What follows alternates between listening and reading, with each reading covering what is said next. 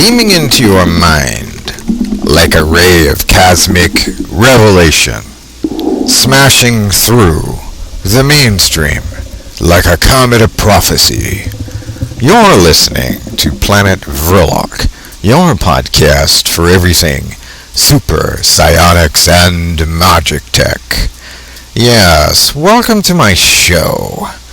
Tonight's podcast is titled Psionics Requires Brutal Honesty. Let's talk about that. You know, one of the very first things I had to do when I initiated my apprenticeship under Mr. Cosimano, the godfather of psionics, had to do with working with my own energies. While working with my own energies, I was guided by my mentor to discover myself without all the usual filters that are present to, distort the way that I ordinarily see myself. And these are realizations which have a direct impact on one's success in psionics operations at some point down the road. Tonight I'm going to talk about some comparisons as well between great authors and entrepreneurs where a certain degree of brutal honesty about oneself might have made a rather significant difference in the lives of these great thinkers. Then I'll tie together these examples to some of my own experiences perhaps, and we'll see where psionics can be a benefit to my listeners in regard to these examples of self-awareness and working with our own energies. So without further ado, let us begin. I was a young teen and a student of self-taught meditation for a number of years before I came into contact with the master of psionics, Mr. Cosimano. Well, as the story goes, I was full of ideas which actually worked, and this impressed my mentor very much, but it also worried him about the speed at which I was progressing while not observing my own energies. Perhaps I was moving too fast, and in this direction I was moving, perhaps I was not attaining wisdom, merely knowledge.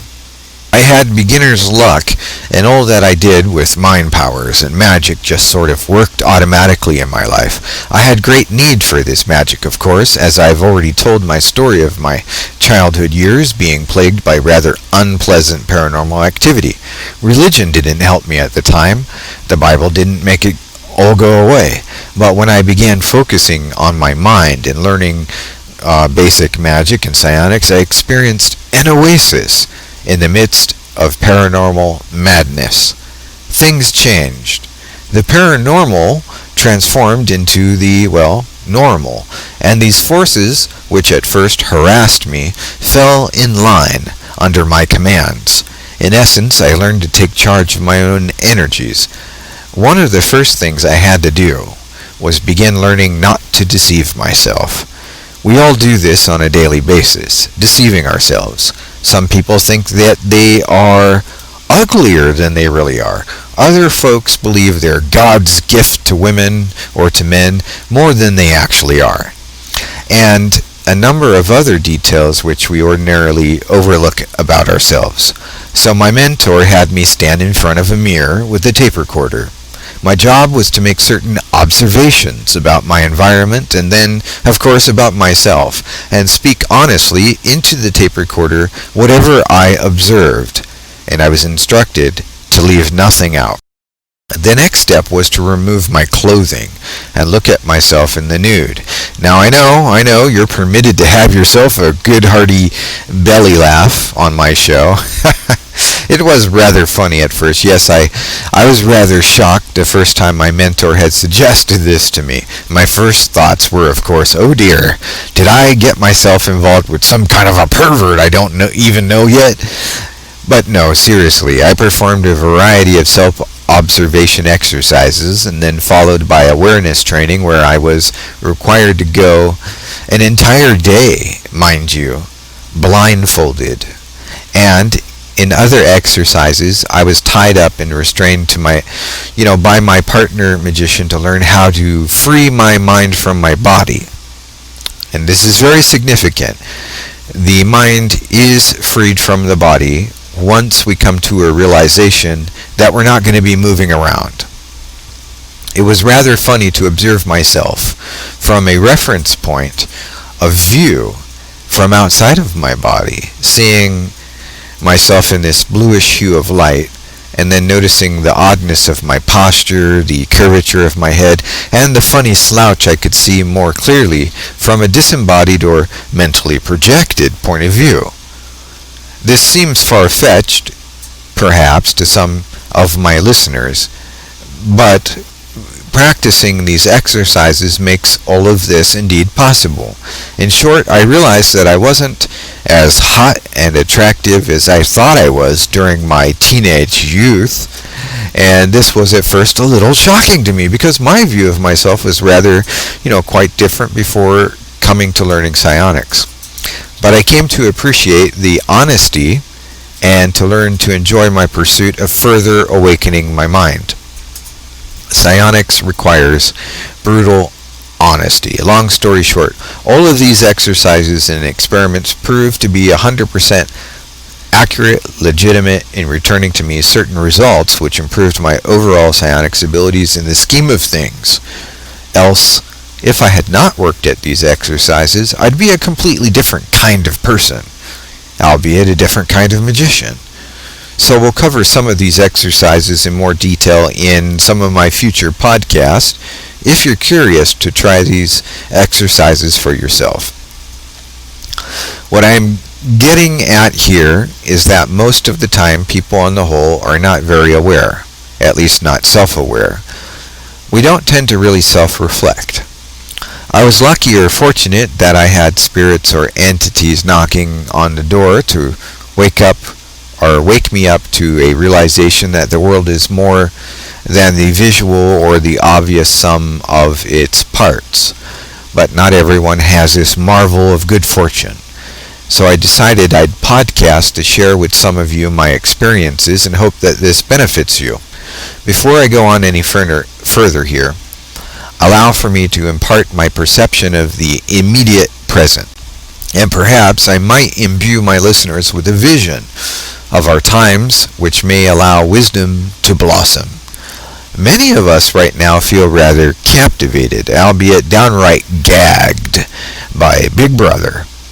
We are told to wear masks, and if we don't, then we're all of us a bunch of inconsiderate monsters to everyone around us.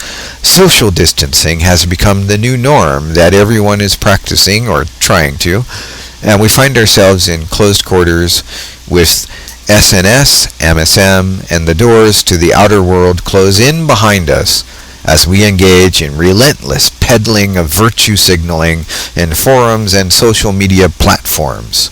But folks, we're not robots. We're not computer programs. We're human beings.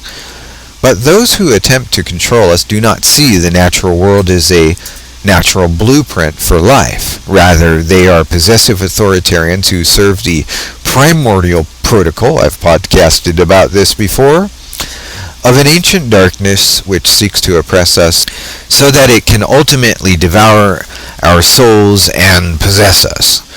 What I want for my listeners to consider is living our lives to the best that we can, in the present.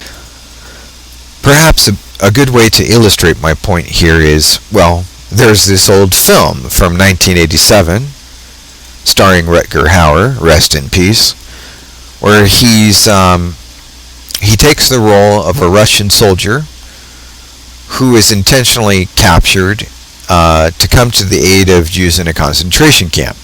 He gets taken prisoner himself, and then later helps to lay down a plan for the biggest prison escape in World War history.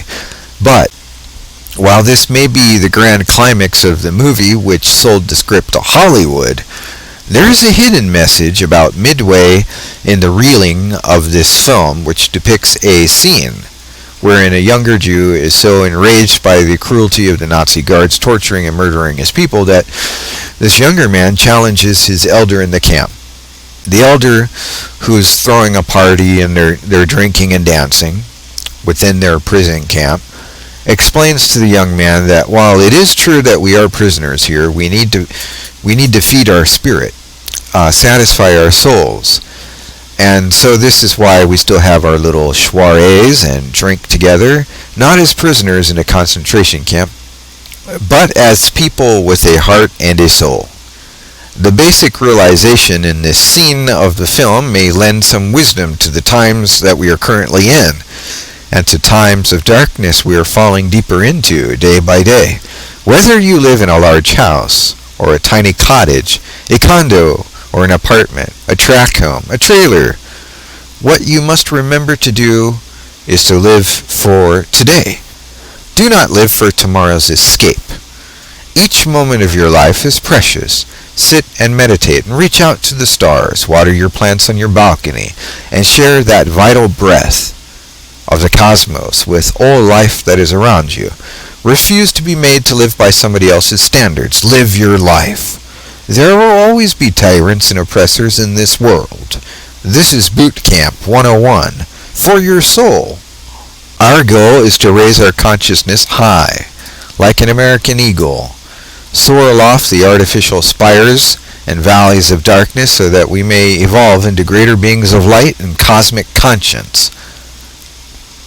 While in the meantime, we can also help our fellow man and woman in society by working psionics to fend off their attackers and to make society a place of growth and not oppression. Yet still, you and I must live our lives to the fullest that we can in the immediate present of each and every moment. But now, let us take a look at the lives of some famous people who have contributed to society's literature to see if we can divine from each one's experiences something useful to us. Namely, we live in a time where jobs may disappear without warning. Societies collapse or shut down. Businesses close. More and more people looking for ways to become self-sustaining, work as a freelancer. I know I did exactly this for some years. And of course, we have bright individuals who aim for the golden glory of becoming their own boss and live the life of an entrepreneur or an independent journalist, whatever your path may be.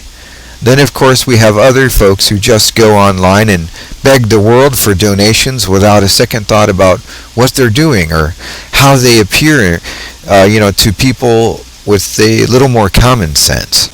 What are your contributions going to be? So tonight I've selected 3 authors from different time periods as follows: Bram Stoker, Howard Phillips Lovecraft, and Philip K. Dick. All of these authors have a few things in common, such as writing about monsters or dystopian scenarios. However, and likewise, each man had a very different personal life, a work life, or lack thereof.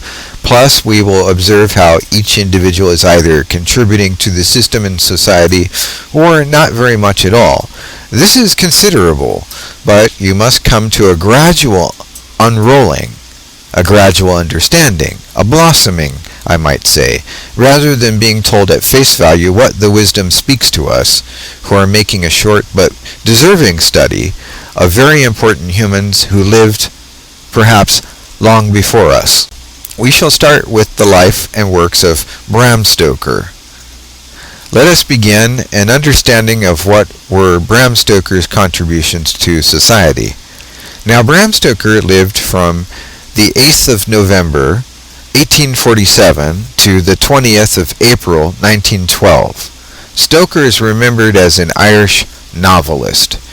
In 1897, Stoker produced the Gothic horror novel Dracula.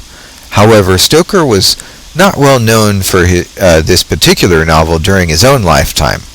People who were more aware of Stoker during his lifetime regarded him as the personal assistant to actor Sir Henry Irving, who owned the Lyceum Theatre, a historical theatre located in London, England, a theatre which opened just a little under 200 years ago, give or take.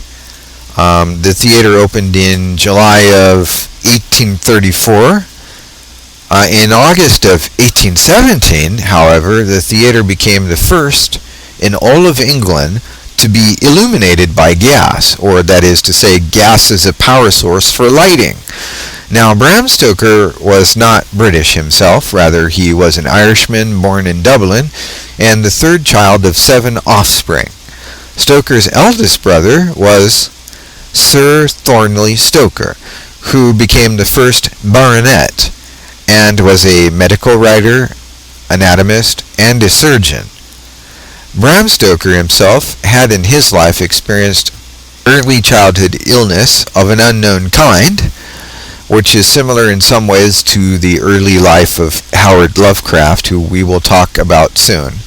In those times of illness, or limitations, obstacles, barriers, these thinkers, Howard Lovecraft and Bram Stoker, had a singular luxury for listening to and acknowledging the many thoughts which manifested in their inventive and creative minds. Bram Stoker worked as a secretary and director of the Lyceum Theatre for his friend and actor Sir Henry Irving, and Stoker also worked as a newspaper writer at the Daily Telegraph in London. Now, Stoker's influence for writing the novel of Dracula, that we so well know him for now, was based on Central and Eastern European folklore, and contrary to popular belief, it had very little to do with the historical Vlad the Impaler, though some sources try to claim Dracula is indeed Vlad III. Stoker was personal friends with Prime Minister William Ewart Gladstone, as well as J.W. Brodie Innes, a member of the Hermetic Order of the Golden Dawn. But most notably was Stoker's friendship to the actor Sir Irving, who was an active Freemason. Stoker himself apparently was not a member of any lodge. No, indeed, though his friendships were among very prestigious and high-ranking individuals in British society. Of the works in Bram Stoker's time, the more successful of his works, again during his lifetime, was likely possibly the personal reminiscences of Henry Irving, and that had to do with the life of his friend Sir Henry Irving after that notable actor and theater owner-operator had passed away. And before that, possibly Bram Stoker's volume titled The Duties of Clerks of Petty Sessions in Ireland. So essentially, the life that Bram Stoker lived is unlikely what anyone who has read Dracula today might speculate about the man. There seems to be 2 lives to the author, possibly more. One is the everyday work life to pay the bills and mix and mingle in society circles of fellowships, and then the ultimate work, which typically becomes famous long after an author's life force has run out like a candle extinguished by the wind. Many years pass, and then one day the author's work immortalizes his name forever. Some people may not realize this, but Bram Stoker may have been the world's first technical writer. I know this caught my attention because I had worked as a technical writer for over a decade or so. Let us weigh in with consideration of this post-mortem fame and retrospect the life of Howard Phillips Lovecraft had. Lovecraft is possibly best known in our modern times for his work, The Call of Cthulhu. Before we delve into all of Lovecraft's great accomplishments in literature and fathering new genres thereof, let us look at what was the life of this man. Howard Phillips Lovecraft was born in August 1890 in Providence, Rhode Island. Howard died in March of 1937, aged only 46. It may have been true that Lovecraft was an inherent literary genius. Yet his contempt for the world around him and some of his racial attitude probably contributed to at least some of his life being filled with misery. Though in Howard's defense, the man was often physically ill, at least as a child, and he continued to suffer on and off from a variety of difficulties.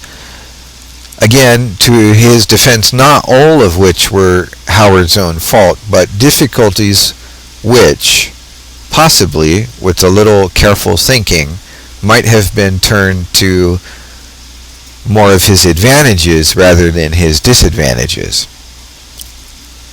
To better understand this, let us look at Lovecraft's life as a youth. As a young person, on up into Howard's days in high school, he was prone to symptoms of some kind of neurological disorder, maybe multiple. While Howard enjoyed high school, it seems that he may have been incredibly stressed by the lesser abilities, in his view, or attitudes, in his view, of his teachers. Albeit Howard was well capable of reading and writing proficiently at the age of only 3.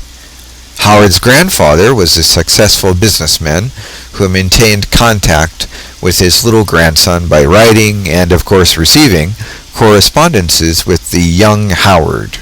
Upon the death of Howard's grandfather and the collapse of Howard's grandfather's businesses, the family was forced to move from their estate into a duplex.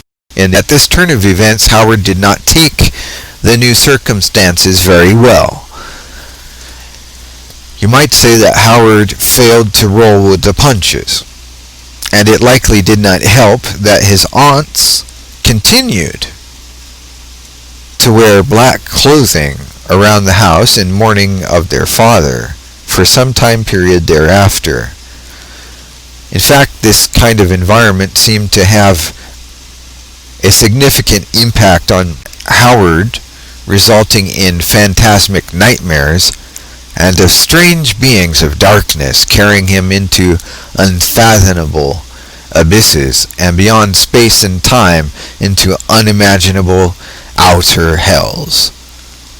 Whether Lovecraft suffered from mental illness or simply had a rather elaborate imagination combined with his possible emotional and physical sensitivity, we can appreciate his contributions to literature and new writing styles for which he authored some of the most influential stories.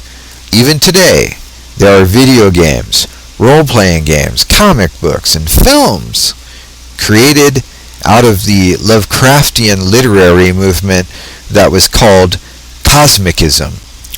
Now, where Lovecraft's powerful narrations and descriptive and vivid stories of paranormal horror and supernatural fantasy breaks off from the light of success in his life may not be too difficult to imagine. Fortunately, we do not have to imagine Howard's difficulties.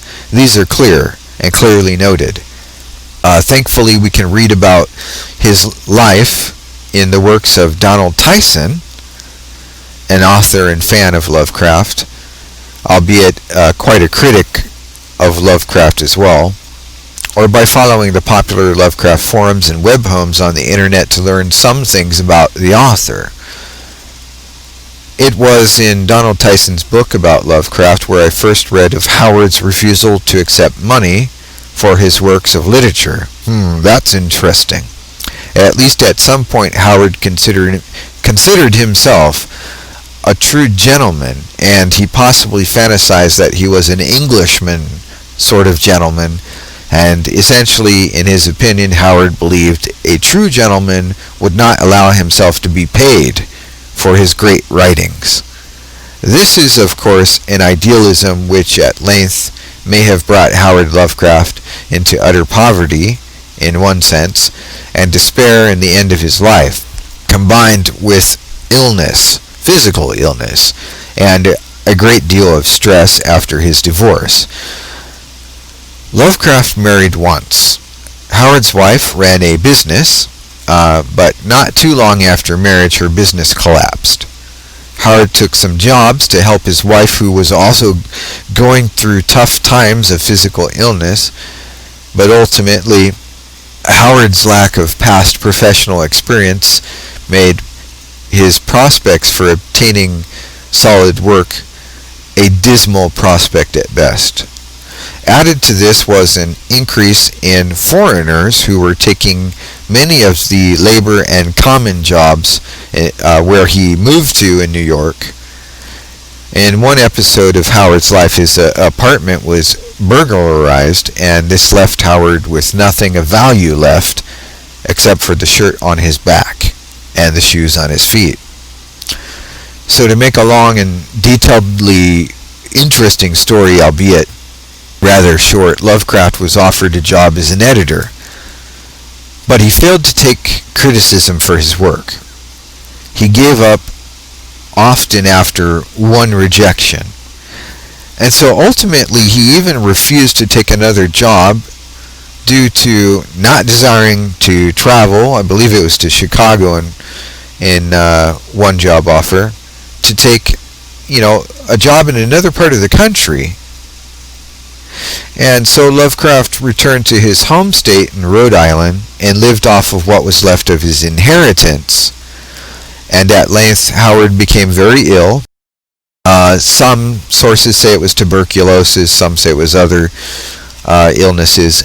He was notably in incredible pain until his final death. He continued to write journals and notes about his illness until at length he could no longer hold a pen in his hand because of terrible pain. In the 70s, a headstone was created and placed in Rhode Island for H.P. Lovecraft, which reads to this day, quote, "I am Providence," quote, end quote. Author Philip K. Dick is another very influential author. The film Blade Runner, filmed by Ridley Scott, was a direct result of the influence of Philip Dick's short story, Do Androids Dream of Electric Sheep? Some alive today view the works of Philip K. Dick as the prolific writings of prophecy and the literature of a visionary of the future, a rather dismal future in some respects. No doubt there are things we have in society today that did not exist in Dick's lifetime. We could say this is also true of authors like H.G. Wells, who wrote 20,000 Leagues Under the Sea and The Invisible Man. Philip K. Dick was born in December of 1928 in Chicago, Illinois, and later he died in March of 1982 in Santa Ana, California. Dick lived for a total of 53 years. He was a writer, novelist, and an essayist. And some even consider Dick as a visionary of boding and forewarning, and with precognitive powers. Skipping ahead here, I'll read to you a quote from an online source. I'll just jump around a bit. See, in 1963, Philip K. Dick won the Hugo Award for his publication of The Man in the High Castle. And that, of course, was a book about what if during World War II America didn't win the war and things had been quite different. Although he was hailed as a genius in the world of science fiction, the literary world in the mainstream was unappreciative of his work, and Dick could publish books only through the lower paying science fiction publishing houses such as Ace. Even in his later years, Philip K. Dick continued to have some serious financial troubles. There were some episodes in Dick's life, purportedly, some spousal abuse with one of his wives. I believe he had married at least 5 times. And in another episode, Dick actually tried to kill himself. Sometimes Dick expressed that he felt his mind was being invaded. He was also worried that the communists were going to take over the United States. Though oddly enough, he was at one time married to a wife who had strong socialistic views, and well, I'm not sure how they managed to sustain a marriage with very different views, but in general, Dick had a rather eventful and sometimes chaotic lifestyle, or so that is written. One thing I didn't think of sharing earlier is I had watched a video where Philip K. Dick expressed his success in science fiction, or being able to sell science fiction, was due to his relationship with some people in France. Okay, having said that, I'm rather fond of Dick's stories, an amazing mind, and probably ordinarily not an entirely bad fellow. But some things were likely going on in his personal life which were swept under the rug, or maybe some problems some folks didn't want to face, maybe including the author himself. Well, that's not uncommon. People do that all the time. In review of the three great minds here and the lives of these people I have briefly outlined, which probably doesn't do these gentlemen enough justice, I must now ask myself where I stand and how I perform in my own life path, whether it is circumstantial barriers or my own influences in the world surrounding me. Where can psionics help us? Well, as I've already mentioned in the beginning of this podcast, I believe psionics requires the initial training a certain degree of brutal honesty about ourselves. We don't have to disclose these details with anyone, but to ourselves we must practice being brutally honest with ourselves, and then we can be much more successful in life's many challenges. Again, whether these challenges come to us from external forces or by a result of our own actions, whether these are directly or influential. As well, we may use psionics to sort of write some code into our reality or into the energy sphere surrounding other people. We can also alter or balance various energy qualities about our own persona with psionics. There's a lot we can do with magic as well, but after we lay down the groundwork and cast our electronic spells to make opportunity knock, well, then we have to be willing to walk through that new portal which opens before us and do some work. Our relationships to other people is one other very important aspect about who we are. It is easy to become very angry with people, for instance. But suppose we didn't become too angry and instead took some time to recognize what is really wrong in our situation. Maybe we've become too reliant upon somebody else who simply doesn't share our views, doesn't have the resources, or maybe hasn't grown in the same way that we have ourselves, and we're on different life paths. There's always room for improvement, as the saying goes, and much of the time that is what we are dealing with when other people offend us. But let us suppose that the more typical problem facing any person on this planet is a lack of resources. Well, psionics can help us draw some of those resources to us in our direction. We can sort of gravitate or magnetize those things we want to start flowing towards us, and maybe win for us some favor of someone we have always wanted to meet or do business with. Whatever you can imagine, you can project via psionics. But again, you have to be willing to do some of the work that comes with any new relationship or partnership with other people. It can also be that we might consider what we are or are not willing to do. This is a big consideration for anyone pursuing a business or operating as a freelancer, or even as an actor or actress, a performer. Well, one must ask the question, what am I not willing to do? Once we know the answer to this question, well, then we know what our limitations truly are. It isn't about what you have right now parked in your garage. It is about what you are willing to do and what you are not willing to do to be on the right path for you.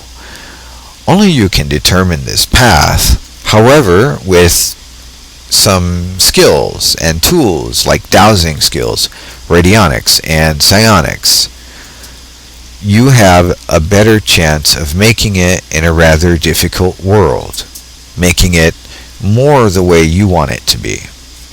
Consider learning more about psionics and apply my methods to your daily routine to see how far you can get ahead in the big game of life. Conjure up new friends, or heck, enchant some new romance. Summon to you the things that you want as a part of your life with the power of psionics and the miraculous prayer board. Now, a lot of people don't really fully understand psionics. That is why I decided to come forward into the public domain with my invention of the miraculous prayer board. The prayer board can help us zero in on whatever is our belief, or even for some of us, our faith. Everything is simplified while we sit with our prayer boards, meditating and manifesting a miracle pattern. But the moment we walk out that front door, well, the world once again becomes a complicated place, doesn't it? H.P. Lovecraft simply did not have a means, or perhaps he failed to develop a hardened personality to deal with the difficulties out in the world in such a way that might have been more effective for him. However, with the prayer board, we can access the power of psionics to amplify our belief, bring that intent into a balanced and sacred geometry, and, sort of stack the cards in our favor for the big game of life. Does that mean all will be perfect for us when we step out of the front door? Not exactly. No. However, we will meet with some benefits and some advantages, maybe a perchance encounter with somebody friendly or generous, an encounter that has been programmed into the world via psionics, and all we have to do is have the courage to step out of the front door and reap the fruits of our psionic efforts. These three things, keep in mind: willpower, belief, practice. Combined with the miraculous prayer board, that really is all one will ever need to gain a little edge in the big game of life. We simply have to be willing to take charge of our lives. Take that next step. Move forward from simply listening to my podcast and read some of my books. Understand the next step, the practice, the formulations, the methods, and some simple instruments you can put together at home. Form good relationships with other people. The prayer board can help you right there. And of course, be willing to do things that are necessary or required in order for those manifestations or relationships to be of real value to us in our lives. We can also reflect on the lives of other people that we've read about or that we've known, and you will realize what we all have in common, how we are different, and yet how we are not so incredibly alien to one another. The choice to live your life now, in the here and now, is entirely yours. So I leave you with the choice to make. Either live for tomorrow's escape from your captivators and our oppressors, or live for today. Enjoy your precious moments. Even the little things in life make a big difference. And take this time of isolation, the social distancing, the gag from Big Brother. Take this time of isolation for building yourself up. Or as Henry Rollins has often said, quote, "Sculpt yourself from stone," end quote. And make yourself your own man or woman. If you enjoy these podcasts, please patronize my psionic shop at vrilock.com/shop. Thank you for joining me on Planet Vrilock tonight, and until next time, as always, always keep the magic high. This is Tom Vrilock, signing out